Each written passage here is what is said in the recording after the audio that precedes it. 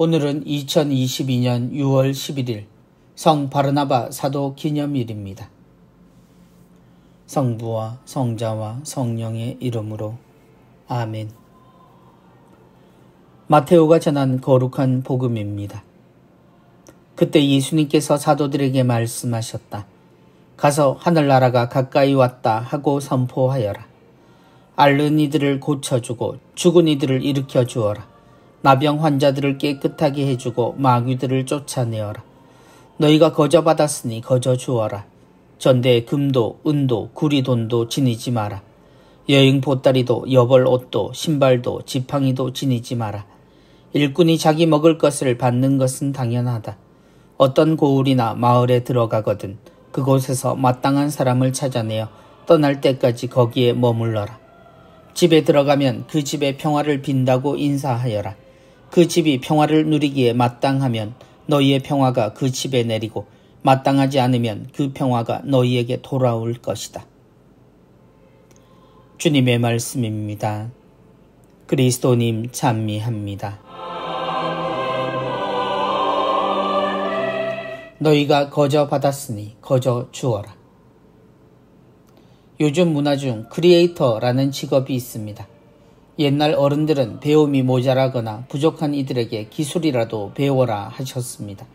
이제 그런 이들을 달인 등의 호칭으로 불리는 시대를 넘어선 지도 오래되었습니다. 그런 세상에 사제로 사는 것은 참 고달픈 일입니다. 무슨 재주라도 있어야 하는가 하고 고민할 수밖에 없는 우리는 매일 드리는 미사라도 있어서 그나마 다행인가 생각할 때도 있습니다. 그나마 그것이라도 차별성이 있으니 말입니다.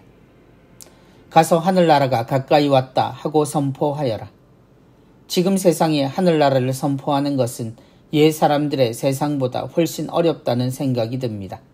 사람들은 각자의 행복을 향해 달려가는 중이고 또 그 나름의 방법으로 모두 돈이라는 재물을 수단을 넘어 목표로까지 가지는 세상이 되었기 때문입니다.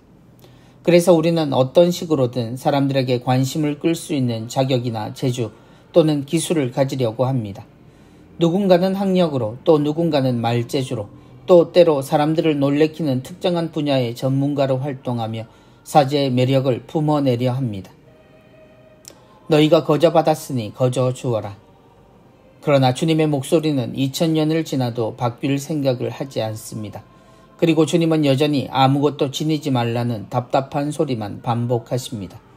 전대도 여행 보따리도 여벌 옷, 신발, 지팡이조차 지니지 말라는 주님은 오직 주님만으로 세상에 나서라고 하십니다. 주님이 하신 것처럼 살고 주님처럼 말하라고 말입니다. 세상이 바뀌었습니다 라고 아무리 외쳐본들 우리는 주님의 말씀을 바꿀 수 없습니다. 떠날 때까지 거기에 머물러라.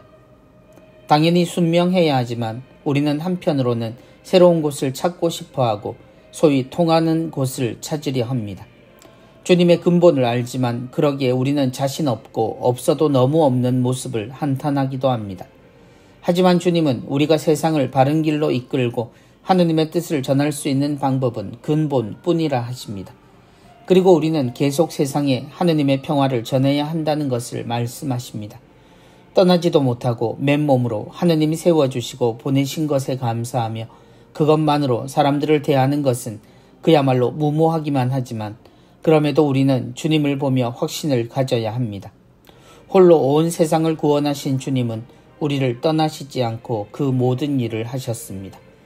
그렇지만 2000년 동안 우리는 결국 이 자리를 지켜 세상을 지켜왔음 또한 분명합니다.